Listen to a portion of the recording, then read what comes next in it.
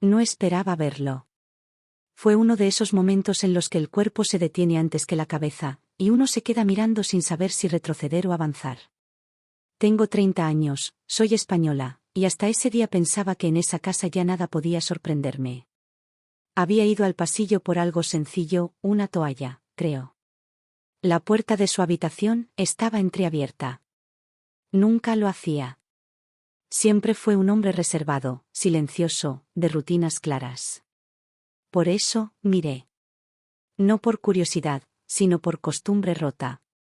Y lo vi en una escena íntima, demasiado personal, de esas que uno no debería presenciar nunca.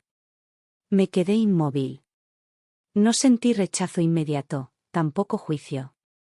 Sentí desconcierto. Y algo más difícil de admitir, preocupación. No parecía un gesto de calma, sino de soledad. De esas soledades que no hacen ruido, pero pesan. Cerré los ojos un segundo. Pensé en irme. Lo lógico era irme. Pero algo, no sé bien qué, me empujó a tocar la puerta. Suave. Muy suave. No para acusar, no para exponerlo, sino para devolverle la conciencia de que no estaba solo en esa casa. Él se sobresaltó. La vergüenza fue inmediata, visible, humana. Yo hablé primero, quizás para salvarnos a los dos. Dije su nombre. Dije que necesitábamos hablar. Nada más. Se sentó. Yo me quedé de pie. El aire estaba cargado de palabras no dichas. Empezó pidiendo disculpas, atropelladas, torpes. Yo lo detuve. No quería disculpas. Quería entender. Y eso lo desarmó más que cualquier reproche. Habló despacio. De los años que pesan más de lo que deberían. De la casa llena y, al mismo tiempo, vacía. De sentirse invisible. No justificó nada. Solo explicó cómo, a veces, una persona busca recordarse que sigue viva, aunque sea de formas equivocadas. Yo escuché. Y mientras escuchaba, algo en mí se movía. No era complicidad, era humanidad. Me di cuenta de que nunca lo había visto realmente. Siempre fue el suegro. Un rol. Una palabra. No un hombre con silencios. Le dije que entendía la soledad, pero que había límites. Que yo estaba allí, que la familia estaba allí, aunque a veces no supiéramos cómo acercarnos. Él asintió. No levantó la vista. Antes de irme, me agradeció que no gritara, que no lo expusiera. Que me quedara. Esa palabra se quedó conmigo todo el día. Quedarse. Salí de la habitación con el corazón inquieto. Sabía que esa conversación no había terminado. Lo sentía en el cuerpo, en la forma en que el silencio de la casa ya no era el mismo. Y mientras bajaba las escaleras, pensé que algunas historias empiezan justo donde uno preferiría no mirar. Esa noche casi no dormí. No por miedo, no por culpa. Era otra cosa. Una sensación rara, como cuando uno abre una puerta interior que llevaba años cerrada y no sabe qué hacer con lo que hay detrás. La casa estaba en silencio, pero ya no era un silencio tranquilo. Era un silencio atento. A la mañana siguiente lo encontré en la cocina. Estaba sentado, con la taza entre las manos, sin beber. Me miró como si yo fuera un espejo incómodo. Yo respiré hondo y me senté frente a él. Nadie más estaba despierto. Eso también pesaba. No hablamos de lo ocurrido de forma directa. Curioso. Hablamos del tiempo, de la rodilla que le dolía, de lo rápido que pasan los años. Y entre frase y frase, se colaba lo que no decíamos. Yo notaba su esfuerzo por mantenerse firme, por no parecer frágil. A cierta edad, la fragilidad se vive como un fracaso. Le pregunté cómo se sentía realmente. No como suegro, no como padre, sino como hombre. La pregunta lo descolocó. Tardó en responder. Me di cuenta de que casi nadie se lo había preguntado así en años. Quizás nunca. Dijo que se sentía fuera de lugar. Que la casa ya no le pertenecía del todo. que todos iban y venían, y él se había quedado quieto. Dijo que no quería molestar. Esa frase me dolió más de lo que esperaba. Le respondí con sinceridad. Le dije que yo también me había sentido fuera de lugar al llegar a esa familia. Que adaptarse no es automático. Que a veces uno sonríe por fuera y se siente solo por dentro. Me escuchó con atención. No con la atención educada, sino con la de alguien que por fin encuentra un terreno común. A partir de ese día, algo cambió. No de golpe. No de manera visible. Pequeños gestos. Él empezó a salir más de su habitación. Yo empecé a preguntarle cosas simples. Opiniones. Recuerdos.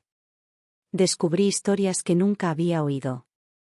Un pasado lleno de decisiones difíciles, de renuncias silenciosas. Había momentos incómodos, claro. Miradas que duraban un segundo de más. Silencios densos. Pero también apareció el respeto. Un acuerdo no hablado. Yo había visto algo íntimo, sí. Pero él había permitido que yo viera algo más profundo, su vulnerabilidad. Un día me dijo que aquella conversación le había hecho pensar mucho. Que se había dado cuenta de lo invisible que se había vuelto, incluso para sí mismo. No lo dijo con reproche, sino con tristeza serena. Le sugerí caminar juntos por las tardes. Nada especial. Solo salir, mover el cuerpo, respirar. Aceptó. Y en esos paseos, entendí que a veces una familia no se rompe por los errores, sino por el silencio que los rodea. Yo no sabía cómo terminaría todo aquello. Solo sabía que algo importante estaba en juego. Y que lo más difícil aún no había llegado. Con el paso de las semanas, la tensión fue cediendo, pero no desapareció del todo. Se transformó. Ya no era incomodidad, era conciencia. Cada gesto tenía peso. Cada silencio decía algo. Yo me sorprendía observándolo sin querer, no por curiosidad, sino por cuidado. Como cuando uno sabe que el equilibrio es frágil y no quiere romperlo. Una tarde, durante uno de nuestros paseos, se detuvo de golpe. Me miró con una seriedad que no le conocía. Dijo que necesitaba decir algo, y que le costaba. Yo asentí. No lo apuré. A cierta edad, las palabras necesitan espacio. Me habló de límites. De los suyos. De los míos. Dijo que aquel día había sido una llamada de atención, dura, pero necesaria. Que se había visto desde afuera por primera vez. Y que no le había gustado lo que vio. No lo dijo con dramatismo. Lo dijo con honestidad cansada. Yo sentí alivio.